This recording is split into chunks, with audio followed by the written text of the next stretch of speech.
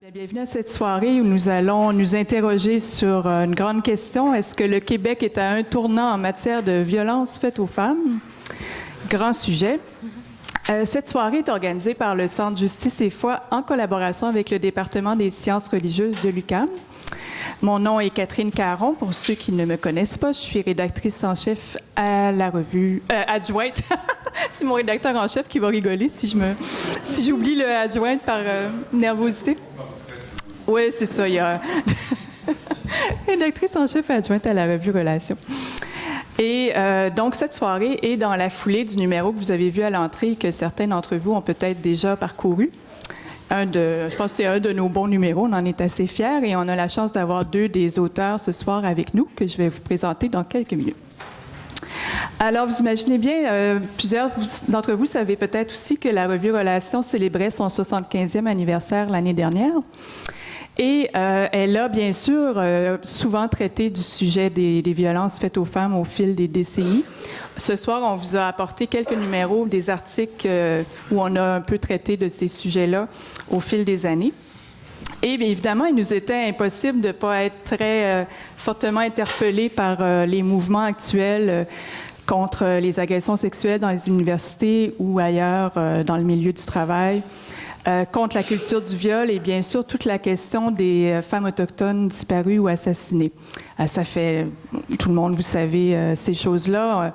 Comme revue, on a voulu donc nous repencher sur le sujet, un sujet qui est très vaste. Il a fallu faire des choix. Je vais vous en reparler dans quelques minutes. Alors, ces mouvements et ces dénonciations faites par les victimes créent une sorte d'électrochoc dans la société québécoise depuis quelque temps. Il y a un réveil, un cri qui s'exprime et ça ressemble peut-être un petit peu à ce qui s'est passé dans les années 70 où il y avait eu un cri comme ça des femmes québécoises qui dénonçaient les situations de violence conjugale et qui, grâce à ça, ont obtenu les premières maisons d'hébergement. Alors, on est dans un moment comme ça en tant que société et on ne sait pas encore qu'est-ce qui va émerger de ça. Nos invités vont nous en parler ce soir. Qu'est-ce qui émerge et qu'est-ce qui n'émerge pas? Ou qu'est-ce qu'on n'entend pas de ce cri? On va en parler. Ces mouvements qu'on connaît au Québec s'inscrivent aussi dans une mouvance internationale. La revue, on a voulu faire un dossier centré sur le Québec, mais vraiment, tout ça fait écho à des phénomènes qui se produisent, de violence qui se produisent ailleurs. Et il y a un grand mouvement international qui commence vraiment à se mettre en place. Le 8 mars dernier, il y avait carrément un appel à la grève internationale des femmes qui s'est déroulé dans 50 pays sur 5 continents. Étrangement, je ne pense pas que le Québec, on était partie prenante de ça. Mais on va y être sans doute l'année prochaine parce que c'est ça, ça se construit parce que les femmes réagissent aux nombreuses situations de violence qu'elles vivent. Et il y a des phénomènes vraiment troublants que vous connaissez, comme les féminicides, les meurtres misogynes de femmes en tant que femmes, toutes sortes de violences horribles qu'on voit dans différents pays, incluant ici. Et donc, il y a quelque chose de plus grand encore en termes de mouvement global là, qui se met en place et qui est à suivre. Et qui donne espoir aussi, bien évidemment. Alors, je vais vous glisser quelques mots sur la revue parce que c'est quand même de ça qu'on part ce soir, même si tout le monde ne l'a pas lu. On va quand même vous dire un petit peu ce qu'on a voulu faire dans le numéro. Puis ce soir, on cherche à prolonger les réflexions qu'on a mis de l'avant là-dedans. Alors, la première auteure à qui on a fait appel, c'est Aurélie Lanctot, qui est à mes côtés, à qui on a demandé un article où elle nous parle de l'affaire Alice Paquet et aussi de l'affaire des femmes autochtones de Val-d'Or. Et elle nous parle en fait de quelles leçons le Québec a tirées de ces deux affaires-là et quelles leçons on n'a pas tirées de ces affaires-là. Elle va vous sans doute y revenir tout à l'heure. Il y a tout un article de fond qui parle, un très bon article, de la situation spécifique des femmes autochtones, qui évidemment sont celles qui vivent des violences, des discriminations, des violences multiples, croisées, qui s'ajoutent les unes aux autres, et une situation de colonialisme aussi qui continue de faire des victimes. C'est le texte de Julie Perrault. Est-ce qu'elle est ici, Julie Perrault? Non? Ensuite, il y a un article sur la traite humaine, qui est un sujet que j'ai toujours du mal à croire que la traite humaine est une réalité qu'on connaît au Québec, mais oui, il y a des situations d'exploitation sexuelle et de travail forcé qu'on met dans la catégorie de la traite humaine. Sylvie Gagnon nous a signé un article là-dessus. On parle aussi de la violence conjugale en contexte migratoire. C'est un article de Salima Massoui. Wendy Cookier, que vous connaissez peut-être, qui est dans le mouvement qui travaille sur le contrôle des armes, nous fait un article assez accablant sur la nécessité, évidemment, du contrôle des armes pour réduire les violences faites aux femmes. C'est un chantier quasiment à refaire. Si vous lisez son article, les années Harper ayant démoli énormément de choses qui avaient été mises en place dans ce domaine-là. Et notre cher Will Prosper, qui est notre homme du dossier, qui nous parle du féminisme et que les hommes doivent être féministes aussi et qu'ils ont leur rôle à jouer pour réduire et enrayer les violences faites aux femmes. Tous les articles présentent des pistes de solutions. On s'efforce toujours de faire ça, mais celui qui est entièrement consacré aux pistes de solutions, c'est celui d'Éliane Legauroy. Très bon article aussi avec de multiples pistes qui donnent des solutions et de l'espoir pour l'avenir. Et en plus de tout ça, il y a un très beau poème de Hélène Knott. Alors, ça vous donne un aperçu. On vous invite à, évidemment, vous le procurer et à le lire. Donc, Éliane est à ma droite. Je vais vous la présenter plus longuement tout à l'heure. Aurélie, je l'ai déjà mentionné, est à ma gauche. Isabelle Paillé est avec nous aussi ce soir, ainsi que Nicolas Lévesque, c'est notre homme pour la soirée, qui a accepté avec audace de venir avec nous parler de ce sujet-là. Chacun va vous faire une présentation de 15 minutes. C'est tout un défi pour eux. 15 minutes, c'est vraiment pas long. Puis je vais être assez sévère pour que chacun respecte son temps. Puis qu'après, on ait une belle période d'échange avec vous. Il va y avoir une pause avant ça. Vous allez pouvoir relaxer un petit peu, préparer vos réflexions ou vous remettre de ce qu'ils auront dit, peut-être, je ne sais pas. Alors, on y va sans plus tarder avec Éliane. Éliane, elle est politologue et militante féministe, membre de la Concertation des luttes contre l'exploitation sexuelle, où elle travaillait jusqu'à tout récemment. Elle signe dans le numéro l'article qui s'intitule « Violence faite aux femmes, il est temps d'agir ». Et on lui a demandé de nous parler du lien entre... vous savez qu'il y a évidemment plusieurs phénomènes qui forment le terreau des violences faites aux femmes. Et parmi ces phénomènes-là, il y a la question des inégalités, de la croissance des inégalités. Alors, on lui a demandé de faire le lien entre les inégalités économiques et sociales et les violences qui émergent à différents endroits. À toi, Éliane. Bien, merci pour la présentation et pour l'invitation. Donc, comme Catherine l'a dit, quand j'ai rédigé l'article qui est dans la revue, j'ai travaillé à la clé, la concertation des luttes contre l'exploitation sexuelle. Puis je pense que c'est vraiment là que j'ai pu le plus dans ma vie constater l'impact de la pauvreté sur la vie des femmes, sur leur santé physique, leur santé mentale, sur les choix qu'elles peuvent faire et finalement sur leur sécurité et leur vulnérabilité à la violence. D'abord et avant tout, avant même de parler de pauvreté des femmes, je pense que c'est important de rappeler que même les femmes qui travaillent, même les femmes qui ont un bon salaire, la moyenne des femmes gagne 87 sous pour $1 qui est gagné par un homme. Donc, on part déjà de là avant même de parler de pauvreté. Sinon, en termes de pauvreté, au Canada, on estime qu'environ 9% de la population vit sous le seuil de pauvreté. C'est très difficile de trouver des chiffres exacts et je vais essayer de ne pas vous emmerder avec trop de chiffres. Mais on peut se dire que les femmes sont toujours, peu importe les chiffres qu'on trouve, plus pauvres que les hommes.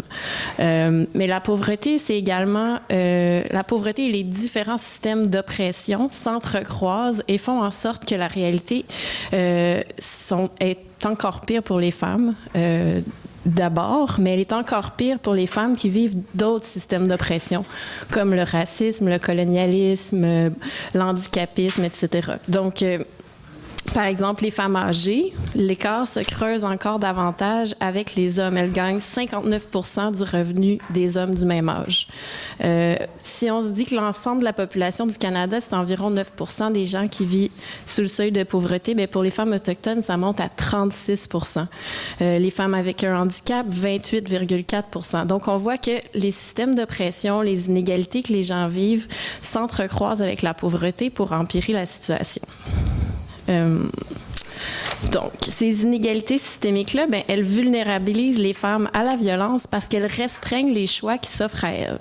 Elles restreignent leurs choix en matière d'emploi, Parce que d'abord, ça coûte des sous faire des études, suivre des formations.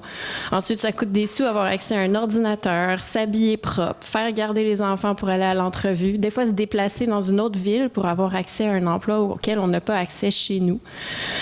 Ensuite, la pauvreté, elle restreint les choix en matière de santé. Parce qu'on ne va pas se mentir, on vit dans un système de santé à 2 vitesses. Si j'ai envie de voir un dermatologue demain matin, je peux soit attendre 2 ans ou payer 450 $ puis aller au privé. Donc, c'est sûr que ça change quelque chose sur notre santé quand on n'a pas accès aux mêmes choses que tout le monde. Dans le même sens, aussi, la pauvreté, elle a un impact sur ce qu'on va manger. Ça a des impacts sur tellement de choses. Ça va choisir souvent le lieu où on vit. Ça va déterminer le lieu où on vit dans une ville. Puis ça, ça peut avoir un impact sur quel type de commerce d'alimentation se trouve autour de nous, qu'est-ce qu'on va manger, qu'est-ce qu'on a les moyens de manger, etc. Les femmes qui ont des emplois précaires, souvent, n'ont pas accès à des assurances. Elles n'ont pas de journée de maladie payée. Donc, tout ça, ça a un impact sur leur accès à la santé au même titre que les autres. Aussi, il faut le dire, la pauvreté, ça use, ça stresse, ça angoisse. On est toujours dans cette pensée-là.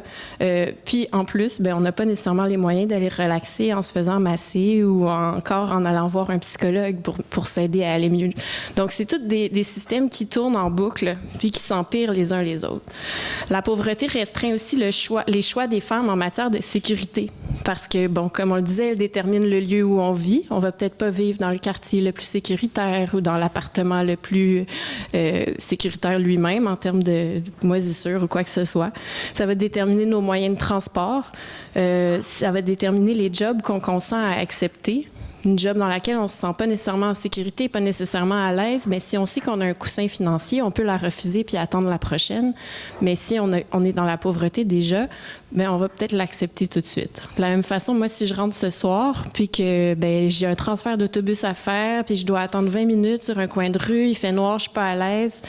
Si je suis dans la pauvreté, je vais attendre mon prochain autobus pareil en croisant les doigts qu'il se passe rien. Sinon, je pourrais prendre un taxi.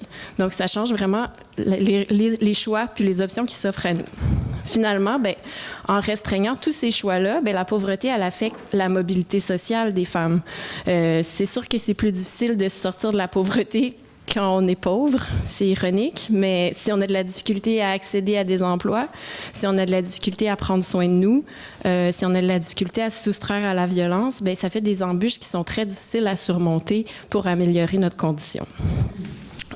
Tout ce que j'ai dit jusqu'à présent, c'est sûr que ça s'applique aussi aux hommes. Puis être pauvre, c'est jamais heureux qu'on soit un homme ou une femme. Toutefois, il y a une réalité particulière à la vie des femmes. D'abord, à cause des rôles sociaux de sexe, ça joue sur la pauvreté des femmes. Donc, il y a les emplois on disait tout à l'heure, 87 sous pour $1. Les emplois dits féminins sont moins bien payés, etc. Puis, même si l'égalité de droit est atteinte, dans les faits, il y a encore beaucoup de rôles de genre qui incombent aux femmes, comme celui de s'occuper des tâches ménagères puis des enfants. Ces rôles traditionnels-là, puis le fait que les femmes gagnent moins d'argent, vont souvent faire en sorte que c'est les femmes qui restent à la maison s'il y a des enfants. Elles sont aussi plus nombreuses à devenir des aidantes naturelles. Puis finalement, quand les familles se séparent, dans 80%, c'est les femmes qui vont devenir chefs de famille monoparentale, puis 21% d'entre elles vivent dans la pauvreté. Une autre particularité, puis c'est le cœur de la soirée de ce soir, c'est que les femmes sont victimes de la violence des hommes. Donc ça apporte une couleur particulière à la réalité de la pauvreté. On sait que les femmes sont trop souvent victimes de violences parce qu'elles sont des femmes. Donc, c'est 80% des victimes de violences conjugales qui sont des femmes, 69% des victimes de violences intrafamiliales et 84% des victimes d'agressions sexuelles. C'est un fait démontré, je crois que ça s'appelle l'effet Matilda, mais je ne l'explique pas de façon très scientifique, mais plus on est victime d'oppression, plus on va être victime d'oppression. C'est comme si c'est comme quand on a une bourse à l'université, mettons, là, je vais te donner l'exemple positif. Quand on a une bourse à l'université, après ça, tout le monde nous court après pour nous donner d'autres bourses. Fait que là, ça, c'est l'aspect positif. Mais là, quand on est victime de violence, on a plus de chances d'être victime de violence. C'est l'effet inverse, puis c'est malheureux, puis ça, c'est justement justement ce qui se passe avec les oppressions différentes. Quand on est victime d'oppression, bien, on va être victime d'une autre oppression souvent. Donc, si on revient aux mères qui ont des enfants à charge, par exemple, bien, si une femme vit du harcèlement au travail, puis qu'elle sait que ça va être difficile pour elle de se retrouver un autre emploi, que ce soit parce qu'elle est victime de racisme, parce qu'elle vit avec un handicap, si en plus elle est déjà dans une précarité économique, bien, elle va y penser à 2 fois à quitter son emploi, même si elle vit du harcèlement, parce qu'elle n'a pas d'autres options, parce qu'elle a une famille à faire vivre, etc. C'est la même chose pour une femme qui vit de la violence conjugale, mais qui reste avec son conjoint pour éviter de faire vivre ses enfants et elle dans la pauvreté, si elle le quitte. Dans tous les cas, qu'on ait des enfants ou non, c'est toujours extrêmement difficile de quitter un conjoint violent. Mais imaginez si on n'a pas accès à des ressources d'hébergement, si on sait qu'on n'a pas les moyens de se payer l'hôtel ou les moyens de payer un loyer tout seul, bien, ça fait une grosse différence dans notre choix, dans notre prise de décision. Donc, on voit que la pauvreté en restreignant le choix des femmes, les choix qui s'offrent à elles, bien, elle les vulnérabilise également à la violence. Un autre exemple, qui est évidemment celui que moi je connais mieux, ben, c'est la prostitution. On dit souvent que la prostitution, c'est un choix en l'absence d'autres choix. C'est un des principaux facteurs d'entrée dans la prostitution, c'est la pauvreté. Puis un des principaux facteurs de maintien dans la prostitution, c'est la pauvreté. Puis même une fois que les femmes sortent de la prostitution, elles demeurent souvent très pauvres parce qu'elles ont des dettes, elles ont des amendes à payer, elles ont des contraintes à l'emploi, bon, différentes dynamiques. Ça démontre, selon moi, assez bien le cercle vicieux de la pauvreté. Parce que comme elles avaient très peu de choix, elles ont fait le choix d'entrer dans la prostitution, puis ce choix-là les contraint à continuer de vivre dans la pauvreté à cause des impacts du choix. Donc, c'est vraiment le cercle vicieux de la pauvreté. J'ai l'air de donner des exemples anodins comme ça ou dans tous les sens, mais ces exemples-là mettent en lumière des pistes de solutions, en fait, qui contribueraient à diminuer les égalités entre les femmes puis les hommes, puis à faire en sorte que les femmes soient moins vulnérables à la violence. Donc, c'est le cas, par exemple, de l'augmentation du salaire minimum. Il faut qu'il y ait des alternatives pour les femmes, pour éviter que la prostitution remplace le filet social. Quand travailler à temps plein ne permet pas de vivre décemment, ne permet pas de faire vivre sa famille, quels sont les choix qui s'offrent aux femmes? Donc, comme on sait que les femmes sont 60% des travailleurs-travailleuses au salaire minimum, l'augmentation du salaire minimum à un revenu décent, c'est une façon concrète de sortir les femmes de la pauvreté. Donc, au-delà de la nécessité d'un salaire minimum qui permettrait de vivre décemment, bien, il ne faut pas oublier qu'il y a également des personnes qui ont des contraintes à l'emploi puis qui doivent vivre de prestations de l'aide sociale. Malheureusement, la valeur de ces prestations-là a constamment baissé depuis 1970, puis l'accès à l'aide sociale lui-même s'est resserré. Donc, il faut absolument aider les femmes à se sortir de la pauvreté parce que travailler puis être pauvre, ça n'a pas d'allure. Puis même avoir des prestations gouvernementales qui ne nous permettent pas de vivre, ça n'a pas de sens non plus. Une autre mesure qui a été mise en lumière par mes exemples, bien, c'est la nécessité de bonifier le parc de logements sociaux puis le financement adéquat des ressources d'hébergement d'urgence. Trop de femmes restent avec des conjoints violents ou même avec un proxénète parce qu'elles n'ont pas les moyens de payer un loyer seul puis parce qu'elles n'ont pas accès à un logement social. Même chose pour les ressources d'hébergement. La Fédération des maisons d'hébergement pour femmes refuse chaque année 6 000 demandes parce qu'elle n'a pas les ressources nécessaires pour accueillir les femmes. Donc, c'est des femmes qui sont dans une situation de violence, qui veulent quitter, mais qui n'ont pas aucune option qui s'offre à elles. Donc, évidemment, un financement adéquat des ressources également et la bonification des logements sociaux, ça serait la base. Une autre piste de solution, mais ça serait d'améliorer l'accessibilité des soins de santé puis des services sociaux des femmes. Je vais passer rapidement parce que je pense que ça va peut-être être abordé par mes collègues, mais le Québec est la province où les soins de santé sont le plus difficilement accessibles et ça l'est plus pour les femmes et ça l'est plus pour les personnes pauvres. Donc, un autre exemple d'inégalité à ce niveau-là. Il faudrait faciliter l'accès à des services de garde si on veut que les femmes aient accès au travail. Au Québec, on est une des provinces où il y a le moins de femmes qui travaillent comparé aux autres provinces, et c'est directement lié à la difficulté d'accéder à des services de garde accessibles. Évidemment, il y a plein d'autres mesures sociales, là, ça serait trop long de toutes les nommer, mais financer adéquatement le soutien à l'intégration des femmes immigrantes, l'accès à la justice, la reconnaissance des femmes prostituées pour l'IVAC, pour des indemnisations pour les victimes d'actes criminels. Donc, il y a énormément de mesures. Mais une façon très claire de voir justement l'impact de ces mesures-là, c'est l'analyse différenciée selon les sexes. Tout récemment, au dépôt du budget, une chroniqueuse de l'IRIS dans le Journal de Montréal faisait remarquer que les mesures destinées aux femmes, les mesures d'austérité qui impactaient les femmes représentaient 3 milliards de dollars, alors que les mesures de relance qui favorisaient les hommes représentaient près de 4 milliards de dollars. Donc, on voit à quel point on creuse les inégalités entre les hommes et les femmes à même les budgets, à même les politiques gouvernementales. Donc, si les gouvernements avaient l'obligation de calculer puis de rendre public l'impact différencié selon le sexe de leurs décisions, bien, on serait en meilleure posture pour dénoncer quand ils font erreur, et peut-être qu'eux-mêmes se garderaient une petite gêne pour s'attaquer de façon aussi visible à l'égalité homme-femme. En conclusion, j'espère avoir pu faire la preuve en quelques minutes qu'on a vraiment besoin de mesures qui prennent en compte l'impact, qui prennent en compte les décisions que les femmes doivent prendre. Voyons, je vais réussir à le dire. On a besoin de ces mesures-là si on veut s'assurer que les décisions que les femmes prennent et qui ont un impact sur leur sécurité et leur santé ne soient pas tributaires de leur situation économique et des différentes oppressions qu'elles vivent.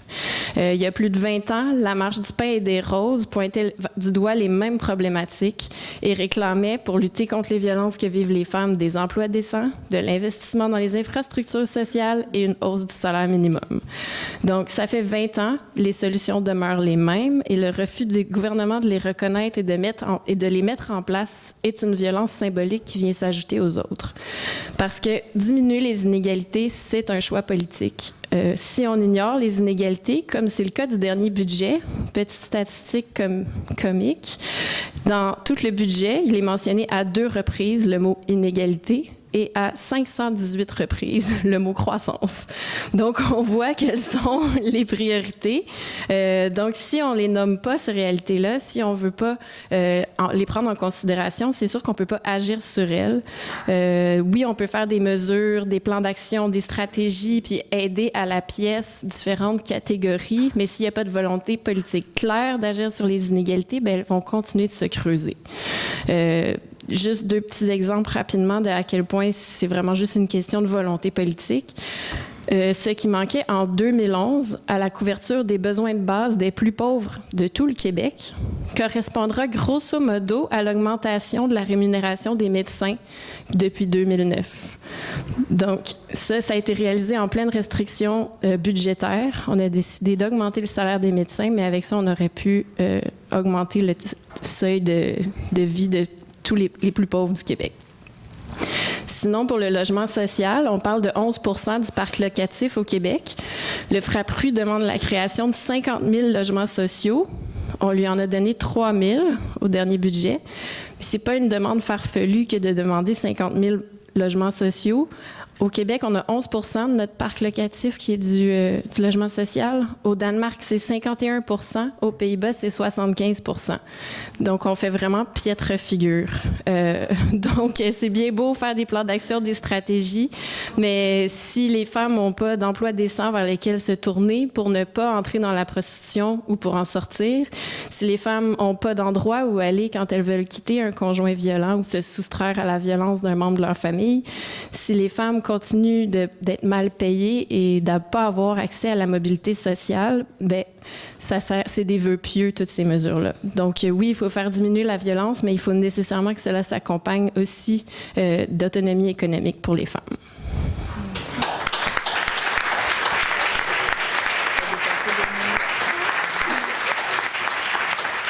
Merci beaucoup, Éliane. Je pense que ton énoncé suffit à nous convaincre que notre gouvernement n'est manifestement pas dans la bonne direction. À peu près tout ce qu'elle a mentionné ne fait pas partie vraiment du plan du gouvernement actuel. c'est assez clair et va falloir continuer de travailler fort pour maintenir notre filet social. En un mot, on peut l'appeler comme ça. Et le maintenir et le développer. Alors, Isabelle Payet.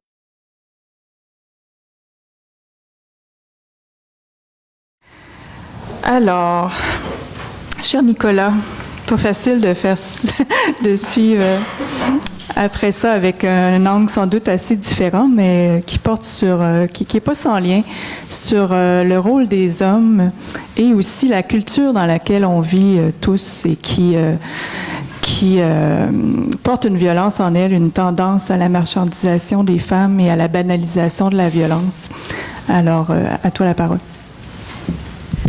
Merci. Merci de m'accueillir. Alors, je vais parler comme homme, mais je vais aussi parler comme psychologue qui pratique... J'ai oublié de te présenter, moi, là. C'est pas grave. Non, c'est vrai, j'ai fait mon beau passage vers Nicolas. Je vais le faire. Oui, vas-y, en quelques mots. J'ai d'autres identités. Il y a l'homme, il y a le psychologue qui a écouté quand même... beaucoup de violence depuis, ça fait 19 ans que je vois des patients, puis la violence fait partie de ce que j'entends à chaque semaine, et la violence faite aux femmes en particulier, je dirais que, même si je suis un psychologue, je dirais généraliste, là, qui n'est pas spécialisé là-dedans, je dirais que c'est à peu près au moins le tiers de ma pratique qui est lié à la violence sexuelle. Donc ça donne une indication, je dirais, c'est un chiffre qui est lié seulement à ma pratique, là, mais violence sexuelle aussi faite aux hommes et aussi faite par les hommes. J'ai eu des gens aussi qui ont fait subir la violence sexuelle. Comme intellectuel aussi, ça fait des années que je réfléchis à ça. Je me suis même penché dans ma thèse de doctorat il y a assez longtemps. C'est l'université qui me fait penser à ça. La question du deuil, je reculais aux origines de la philosophie, par exemple, à comment les émotions ont été séparées de la raison, et puis toute la question du féminin et du masculin. C'est quelque chose qui est depuis les origines de la culture occidentale. Donc, je vais vous parler un peu de tout ça en 15 minutes. Donc, toutes ces réflexions m'ont amené à nommer peut-être 3 choses. La reconnaissance, la protection, puis la créativité. Je dirais que c'est les 3 mots qui me sont venus, qui seraient un peu 3 moments pour s'en sortir, je dirais, de la violence, parce qu'on m'a demandé de réfléchir à comment on pourrait s'en sortir individuellement et collectivement. Puis pour moi, c'est des étapes qui se ressemblent d'ailleurs dans une démarche personnelle, psychanalytique par exemple, puis aussi une démarche, on pourrait dire, de psychanalyse de société. Je commencerai par la reconnaissance, qui est selon moi l'étape la plus importante, parce que les autres ne peuvent pas arriver après.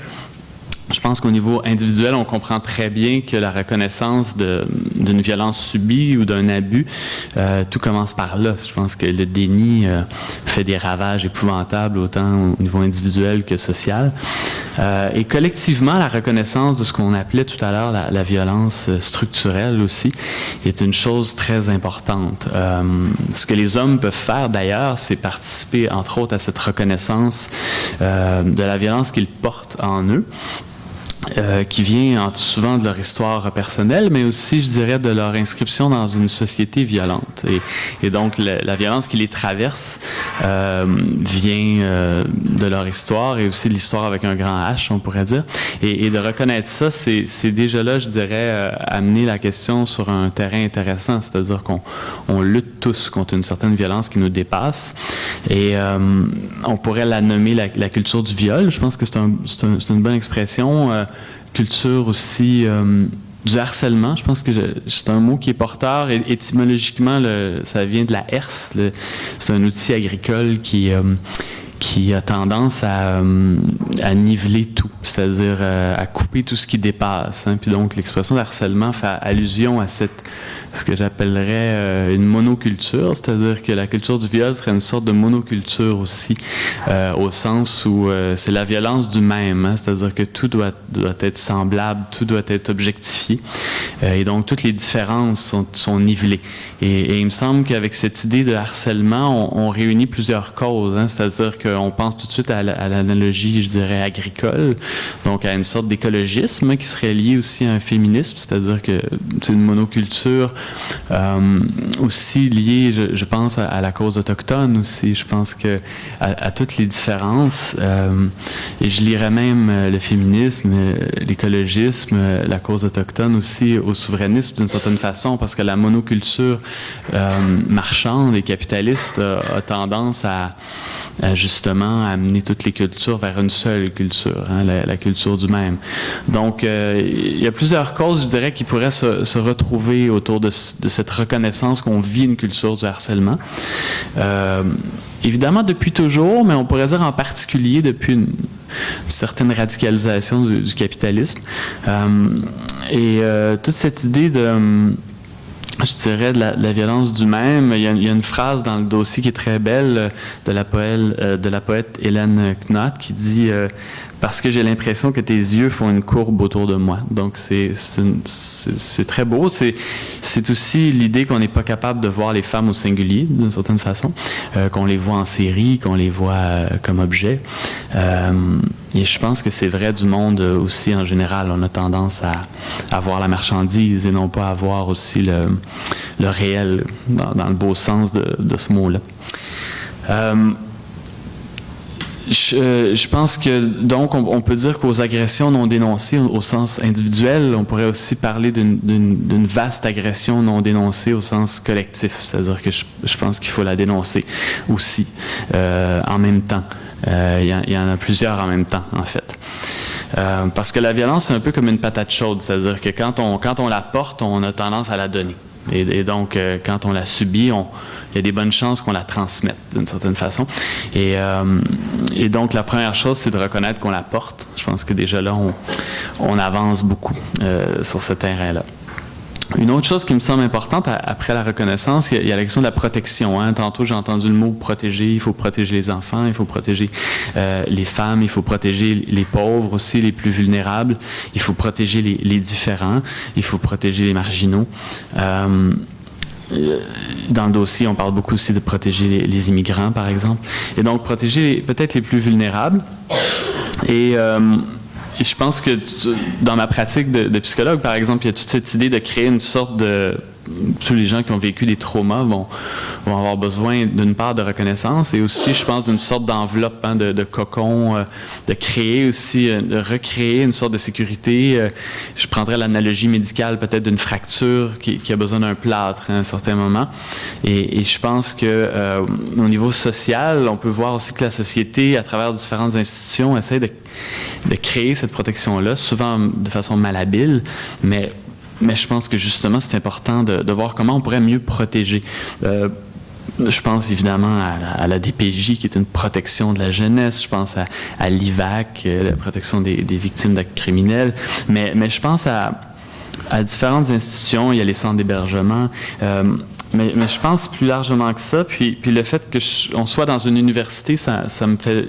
Je suis pas capable de pas parler du fait que la violence faite aux femmes a explosé aussi à l'université, puis pour moi, c'est pas pour rien. C'est-à-dire que je pense que dans le filet social, il y a un trou au niveau de l'université. C'est-à-dire que je pense que les femmes majeures qui étudient à l'université sont mal protégées. C'est pour ça, je crois, que c'est entre autres par là que ça a explosé, et pas juste par là, évidemment. Par exemple, dans le milieu autochtone aussi, j'ai l'impression on pourrait peut-être en reparler tout à l'heure de comment il y a un manque de protection. Donc, le filet social, quand il y a des trous, quand il manque de protection, c'est pas pour rien que par là s'expriment des choses et que la violence est peut-être plus abrupte. Comme psychologue, moi, il y a l'ordre des psychologues, par exemple, hein, parce qu'il y a une certaine... on sait que, malheureusement, même dans un cas de grande vulnérabilité, par exemple, de patients avec leur psy, il y a des cas d'abus sexuels, par exemple, ou de relations... sexuelle et l'ordre des psychologues est là pour protéger le public, par exemple. C'est une institution très, très imparfaite, l'ordre des psychologues, mais qui a quand même cette fonction intéressante de ne pas être pour les psychologues, mais d'être là pour protéger le public. Et moi, ça me frappe de comment, pour avoir étudié à l'université, pour avoir été chargé de cours aussi, comment il n'y a pas l'équivalent à l'université, alors que c'est une des situations sociales où quelqu'un peut être très, très vulnérable. Par exemple, on pense à une étudiante au doctorat avec un prof qui est dans une certaine forme d'emprise et de dépendance dont il n'est pas facile de sortir. Hein. On sait très bien que, il y a toutes les études qui sont en jeu. Souvent, c'est des gens qui donnent des salaires. Il y a une situation d'extrême, je dirais, emprise. Et à ça, la société devrait répondre par une extrême protection. Et au contraire, je dirais, il y a une forme de banalisation de, c'est des femmes majeures, c'est quand même des adultes consentants, on entend ce truc-là, il ne faut pas faire la morale là-dessus. Mais ce que je vois dans ma pratique et ce que j'entends aussi, c'est que ça cause des dommages très graves. Et je pense qu'il faut penser à de meilleures structures. Et moi, je suis très insatisfait de ce que j'entends à ce niveau-là. On parle de comité d'éthique, de profs puis il faut se plaindre au directeur du département, tout ça. Mais même au niveau politique, je pense que quand il y a eu l'affaire Sklavounos, par exemple, où on se disait, c'est le whip qui va s'occuper de ça. Puis ce que je dénoncerais de tout ça, c'est qu'il y a un principe très simple qui dit qu'on ne peut pas être juge et partie. Et je pense qu'il faudrait un tiers plus indépendant que ça pour protéger. Et ça ne peut pas être au sein du milieu universitaire, ça ne peut pas non plus être au sein du milieu politique. Par exemple, moi, lors des psychologues, il y a des syndics, il y a des gens qui sont des avocats là-dedans. C'est pas des gens avec qui on fait affaire tous les jours. Hein? C'est pas le collègue du département qui va m'appeler pour me dire écoute, fais attention. C'est pas ça. C'est beaucoup plus sévère que ça. Il y a un pouvoir disciplinaire. Hein? Et quand il y a des gens qui parlent d'un ordre des enseignants, par exemple, on peut être contre pour plusieurs raisons. Par exemple, il ne faut pas rajouter aux profs qui travaillent déjà super fort et puis qui sont déjà très brûlés. Je vis avec une prof d'ailleurs, donc je sais de quoi je parle. Et on ne peut pas leur rajouter en plus de la formation continue. Puis c'est très lourd, un ordre professionnel, mais je pense qu'au niveau social, il faudrait être plus créatif que ça. Puis inventer. Il manque une structure, en fait, actuellement, de protection parce que les professeurs à l'université, mais on pourrait parler du cégep, du secondaire, même du primaire, tous les entraîneurs de sport, par exemple, ça sort souvent dans des relations de pouvoir, des relations souvent pédagogiques, et il faudrait trouver un moyen d'encadrer ça. Et clairement, ça n'existe pas actuellement. C'est trop faible, la protection qu'on a. Donc, ça prendrait quelque chose qui a un pouvoir disciplinaire, par exemple. Les psychologues, les médecins, les avocats, c'est des gens qui peuvent être radiés, par exemple, de leur profession. Et donc, il y a une couche de protection qui est intermédiaire seulement par rapport à la loi, avec un grand L, là, et on sait que les victimes se plaignent souvent de la loi avec un grand L qui prend des années, qui souvent trouve que les faits sont pas assez probants, puis tout ça, alors qu'une structure éthique, je dirais intermédiaire, amènerait quelque chose de beaucoup plus important et intéressant. Il y a un prof d'université qui par exemple, se ferait appeler par un ordre qui dirait, écoute, on pourrait te radier là, pendant quelques mois ou quelques années. Je pense que ça aurait un effet quand même un peu plus dissuasif, j'ai l'impression.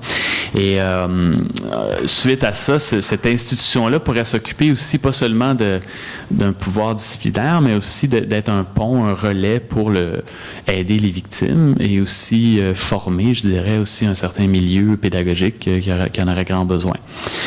Voilà pour la protection. Je pourrais en dire beaucoup plus. Je vais juste lancer comme ça des idées. Je pense que la créativité est la troisième étape où je pense qu'il faut arriver pour s'en sortir, je dirais individuellement quand on a été victime, mais aussi collectivement. Il faut sortir d'un état de peur, d'un état de danger, qui est toujours un état très difficile psychiquement, puis aussi pour une société, où on manque d'espace pour penser, et on est dans le stimulus-réponse, on est à vif, on est en fait en survie. Hein? On est en mode survie, on est en mode danger, un peu comme un animal traqué dans la brousse. Et puis à ce moment-là, ça a beaucoup d'impact sur notre psychologie et ça a beaucoup d'impact sur notre corps aussi, d'être toujours en mode danger. Par exemple, il y a beaucoup de victimes qui ont des problèmes de sommeil, par exemple, parce que s'endormir, comme on dit, c'est un peu s'abandonner dans les bras de Morphée, si on veut. Donc c'est s'abandonner. Hein? C'est donc de ne pas être dans un mode, il faut que il faut que je reste éveillé, il y a un danger.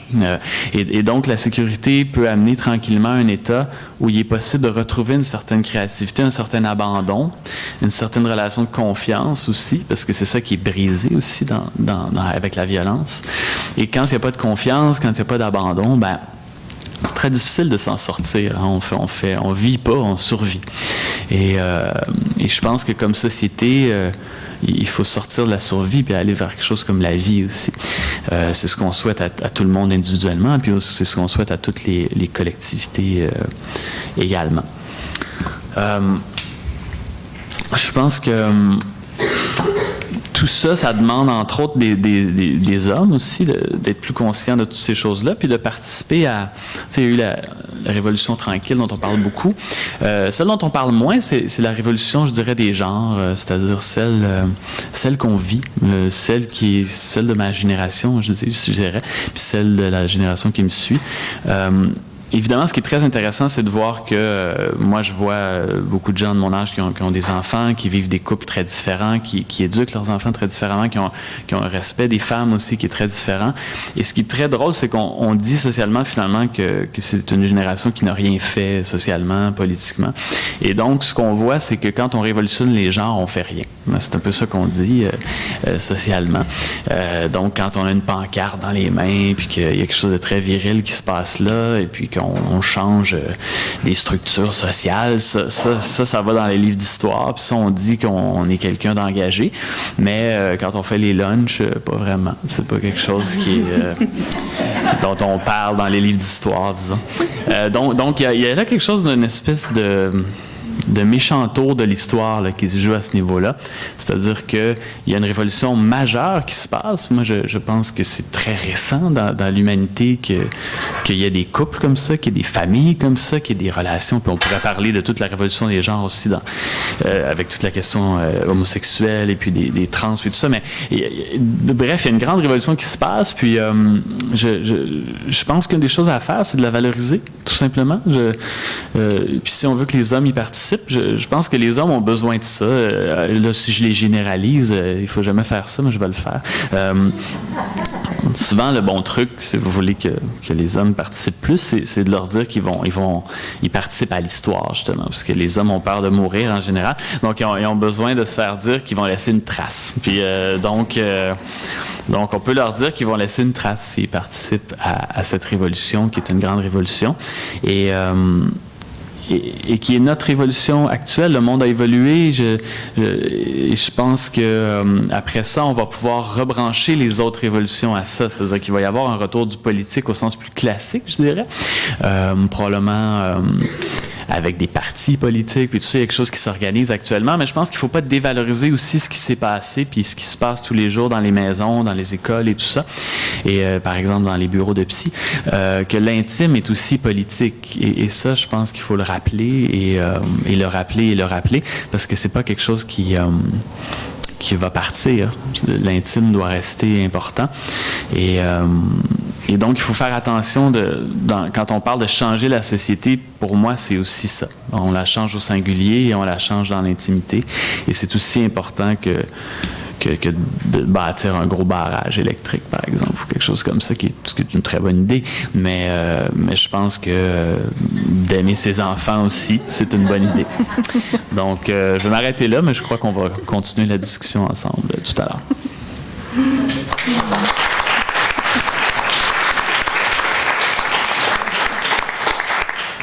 Merci, Nicolas. Je vais réparer mon erreur pour vous apprendre ce qu'il n'a pas dit, qu'il est aussi éditeur chez Nota Bene et écrivain. Il a écrit plusieurs ouvrages. Si vous avez apprécié sa présentation, allez les bouquiner, dont un livre qui s'intitule « Ce que dit l'Écorce » avec Catherine Mavrikakis, qui est l'écrivaine qui signe notre carnet en ce moment dans la revue Relations, et c'est un livre qui était finaliste au prix littéraire du gouverneur général du Canada en 2015. Alors, ça souligne sans doute la qualité de l'ouvrage. Alors, Aurélie Langto a le mot de la fin. Elle est peut-être plus connue de vous. Elle est assez présente dans les médias, dans différentes publications. Elle vient tout juste de terminer ses études en droit à l'Université McGill. Ça y est, c'est fini. Et elle est diplômée en journalisme de l'UQAM. Elle est aussi l'auteure de l'essai « Les libéraux n'aiment pas les femmes », publié chez Lux, que vous connaissez peut-être, qui a eu un assez beau succès. Et elle faisait partie du groupe aussi de Faut qu'on se parle, qui a traversé le Québec il n'y a pas si longtemps. Dans notre numéro, elle signe un article au très beau titre. C'était le tien d'ailleurs, c'était ton titre, je crois? Oui. Oui, c'est ça. Ça s'intitule « La langue déliée, la mémoire courte ». C'est un très bon texte, mais aussi un très beau titre. Et donc, Aurélie Lantou va nous parler plutôt va nous amener sur le terrain des réponses judiciaires et sociales aux différentes situations de violence, leurs limites, leurs possibilités et vers quoi il faut s'en aller. Ben oui, c'est ça. On a quand même effleuré un peu la question des réponses à la fois sociales, institutionnelles dans le cas de l'université, mais assez peu finalement des réponses judiciaires au problème des agressions sexuelles. Mais d'abord, peut-être mettre un peu en contexte. Là, moi, la réflexion que je propose dans le texte qui est dans la revue, dans la dernière édition de la revue, c'est de dire qu'effectivement, bon, évidemment, dans les dernières années, depuis 2014, avec l'éclatement à l'automne 2014, donc de l'affaire Ghomeshi, cet animateur vedette de la CBC qui avait été l'objet de plusieurs accusations de harcèlement sexuel, il y a eu bien sûr le mouvement agression non dénoncée, been raped, never reported. Et il y a eu, à partir de ce moment-là, à mon avis, le décloisonnement d'une parole, que je crois qu'on peut qualifier de sans précédent. Hein, le fait que autant de femmes aient pris la parole à ce moment-là, autant sur les réseaux sociaux, hein, bien sûr, l'espèce de déferlante, on l'a vu surtout sur les réseaux sociaux avec le fameux mot-clic, là, been raped, never reported, mais aussi dans les médias en général. Plusieurs personnalités publiques à ce moment-là ont dit, écoutez, moi, j'ai été victime d'une agression. On se souvient à ce moment-là, il y a eu Julie Miville-Dechaine, par exemple, qui en avait parlé, qui était présidente du CSF à ce moment-là, Alexa Conradi aussi, qui était présidente de la FFQ, certaines personnalités politiques, des gens dans les médias. On se souvient d'un article très percutant de Michel Ouimet, notamment, qui avait raconté l'agression dont elle avait été victime. Donc, je crois qu'il y a eu à ce moment-là une prise de parole sans précédent. Je crois que les réseaux sociaux y ont été pour beaucoup, évidemment, mais il y avait aussi peut-être, l'aboutissement d'un travail féministe qui était fait de l'intérieur sur ces questions-là depuis plusieurs années. Donc, on a eu cette libération de parole-là, mais moi, la question que je pose 3 ans plus tard, enfin presque 3 ans plus tard, c'est, mais quelles leçons a-t-on appris? Et surtout, est-ce que la collectivité a su recevoir cette parole-là? Et moi, à mon avis, c'est là que c'est beaucoup moins clair, parce que je crois qu'effectivement, il y a eu cette parole-là qui a été émise, mais qui est finalement tombée dans un vide. Et ce constat-là, moi, je l'ai fait avec assez de déception au moment où on a observé l'affaire Alice Paquette et peut-être aussi l'affaire des femmes autochtones de Val-d'Or qui a éclaté récemment. Dans le cas de l'affaire Alice Paquette, bien évidemment, il y a eu, comme d'habitude, l'espèce de traitement médiatique extrêmement dénigrant qui a été fait des accusations qui étaient portées sur la place publique par Alice Paquette. Et dans le cas des femmes autochtones de Val-d'Or, ben, il y a eu bien sûr la déjudiciarisation complète du dossier. Aucune accusation n'a été portée. Il y a eu, comme par mesure pour essayer de faire une tentative, je sais pas, de mitiger cette décision-là de ne porter aucune accusation, une commission d'enquête ou enfin un commissaire indépendant, une commissaire indépendante qui a été mandatée de réfléchir sur la question. Mais toujours est-il que ces bavures-là n'ont pas été sanctionnées d'aucune manière. Et moi, j'ai trouvé que la façon dont, dans la foulée de ces 2 affaires-là, on a parlé de la violence sexuelle dans les médias, dans le débat public en général, nous montre qu'on n'a peut-être pas tiré les leçons qui s'imposaient du mouvement agression non dénoncée, dans la mesure où les femmes qui dénoncent se retrouvent encore laissées à elles-mêmes.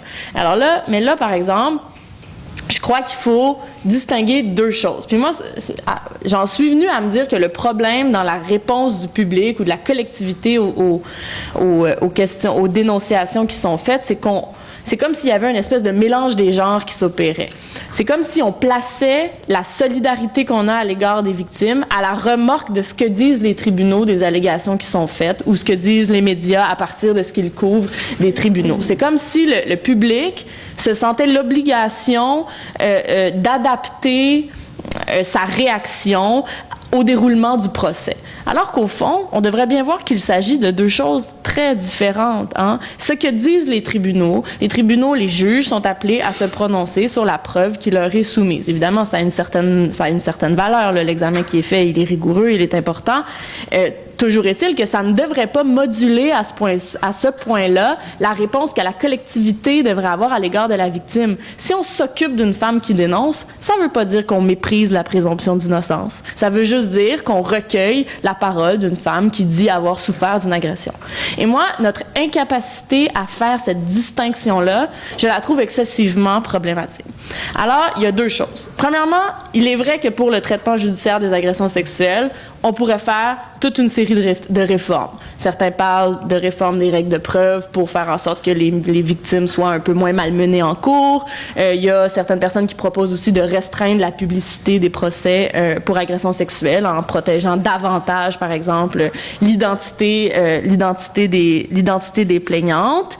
Il y aurait aussi des questions à se poser sur les réformes des méthodes d'enquête qui sont appliquées dans les cas de dénonciation d'agression sexuelle. Je ne sais pas si vous avez vu, il y a même pas 2 mois, dans le Globe and Mail, il y a eu une très grande enquête sur le rejet des plaintes pour agression sexuelle jugées infondées partout au Canada. On s'est rendu compte finalement que les services de police rejetaient une très grande quantité de plaintes qui étaient formulées sur la base qu'elles étaient infondées, du fait qu'il n'y avait pas suffisamment de preuves qui avaient été recueillies, etc.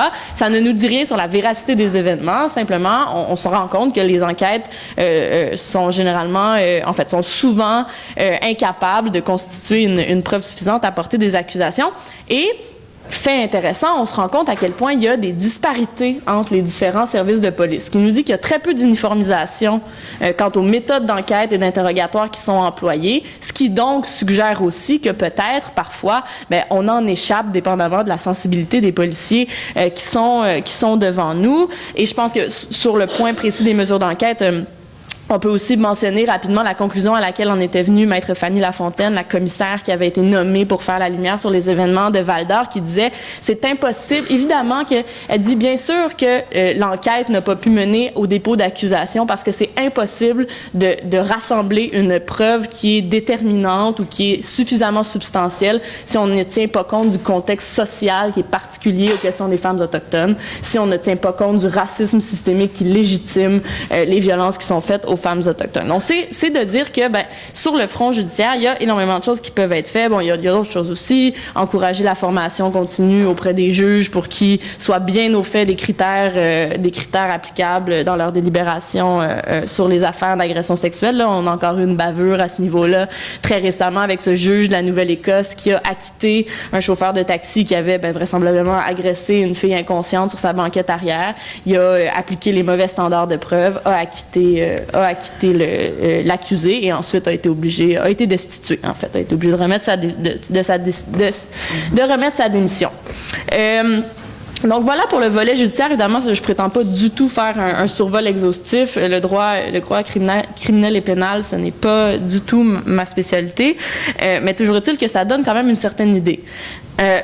Pour ce qui est de la responsabilité de la collectivité, déjà, il y a 2 mesures très concrètes que je pense qu'on peut nommer. Il y a le fait qu'on devrait fournir aux victimes d'agressions sexuelles des conseils juridiques indépendants pour les aider à faire face aux procédures judiciaires.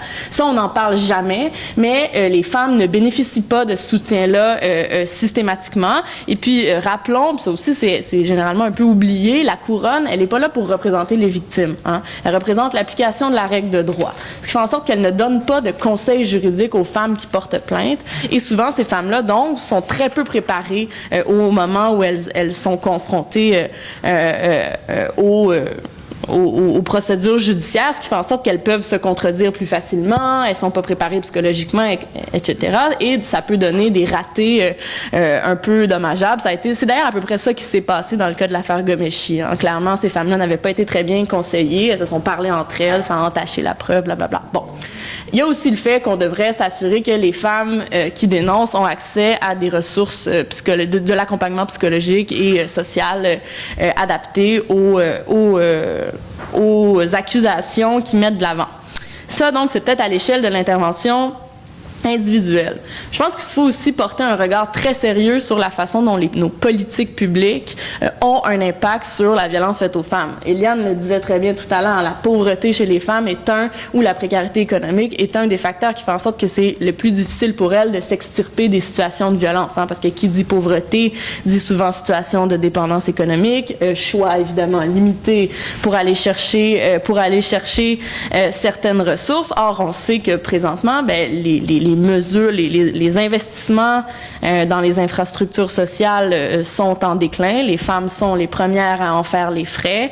Les compressions dans les services publics tendent à pénaliser davantage les femmes parce qu'elles utilisent davantage les services publics. Elles travaillent davantage dans l'économie publique, donc forcément, elles voient leurs emplois aussi devenir plus fragiles. Et donc, qui dit fragilisation de la condition économique des femmes, même si c'est fait de façon assez indirect, va faire en sorte que ça va être plus difficile pour les femmes d'aller chercher les ressources nécessaires. Mais bon, Eliane l'a très bien expliqué tout à l'heure. Il y a aussi le fait qu'on devrait réfléchir à la façon dont nos modèles de développement économique ont des conséquences sur les violences faites aux femmes dans différentes collectivités. Là.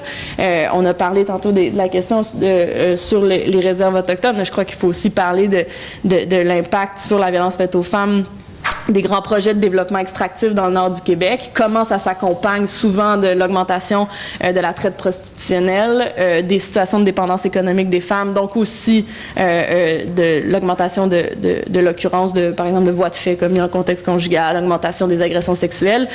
C'est su en ce moment dans les collectivités qui ont connu un développement extractif important dans les dernières années. Il y a eu une augmentation très, très marquée de la violence faite aux femmes. Donc, c'est là qu'on voit qu'il faut aussi réfléchir très largement à la façon dont on organise économiquement et socialement la façon, notre société, finalement, et les liens que ça peut avoir sur la violence qui est faite aux femmes. Là, pour vous le dire rapidement, là, quand je parlais de l'augmentation de la violence liée au développement extractif, en 2011 et 2014, dans la région administrative nord du Québec, seulement, là, donc la Côte-Nord, etc. En fait, c'est pas la Côte-Nord, c'est le nord du Québec. Augmentation des signalements pour agression sexuelle de 50%, augmentation des voies de fait commis en contexte conjugal de 300%. Donc, ça peut donner une idée, et tout ça survient dans un contexte où les groupes communautaires qui viennent en aide aux femmes victimes de violences, les maisons d'hébergement, etc., sont eux aussi sous-financés, ce qui fait en sorte que les femmes ont d'autant moins de ressources vers lesquelles se tourner. Pour conclure, j'aimerais revenir sur la question des mesures institutionnelles, parce que là, j'ai parlé un peu des politiques publiques, puis des mesures judiciaires qu'on pourrait entreprendre. Je crois que c'est important de revenir sur la question des politiques institutionnelles qui a été très bien abordée tout à l'heure. Dans les dernières années, on a, dans la foulée du mouvement Agression non dénoncée, on a réfléchi et on parle de plus en plus de la violence sur les campus universitaires. Évidemment, il y a la violence qui est commise entre les étudiants, mais il y a aussi la violence et les situations d'abus ou d'harcèlement qui sont commis par des personnes en poste de pouvoir à l'université ou au cégep sur des étudiants. Mais ça, évidemment, les solutions, il y a deux volets à ça. Premièrement, il y aurait le fait de rendre interdit les relations sexuelles entre les professeurs et les étudiants. En fait, moi, je m'explique très mal la timidité qu'on a à faire ça. Sans parler nécessairement de la création d'un ordre professionnel pour les professeurs, les universités pourraient tout à fait interdire ça dans leur politique institutionnelle, et ça ferait en sorte que ce serait clair.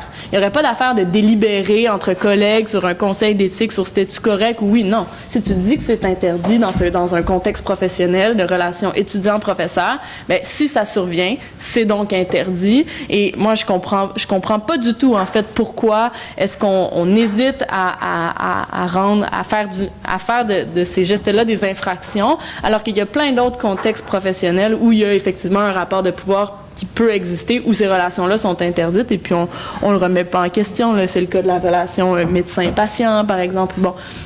il y en a toute une série. Et par ailleurs, si c'était inclus à la politique institutionnelle des universités, ben les universités, en tant qu'organismes parapublics, ont aussi la compétence d'instituer des instances de délibération quasi-judiciaire qui donc permettent à un tiers de se prononcer sur la mise en œuvre et la violation des politiques institutionnelles. Donc, ça permettrait justement de faire intervenir un tiers dans ces réflexions-là.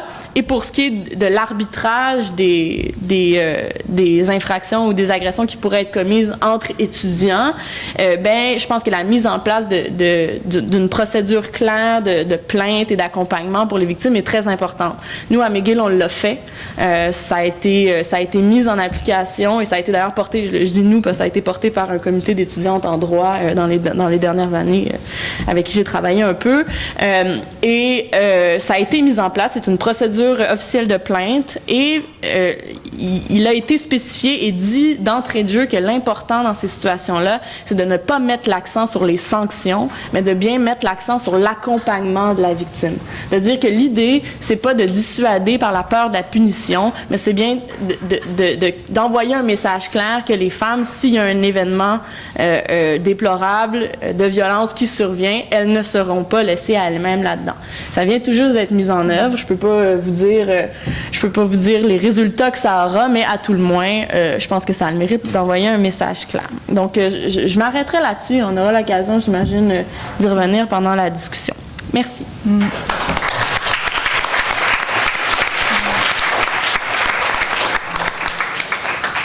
Ils sont assez exemplaires, mes invités, vous trouvez pas, hein? Super obéissants. Ils nous donnent beaucoup de matière en peu de mots. Vraiment, bravo. Je suis gâtée. Mais là, on en a absorbé beaucoup. Et pour continuer avec vous tous, on va prendre une petite pause de 15 minutes.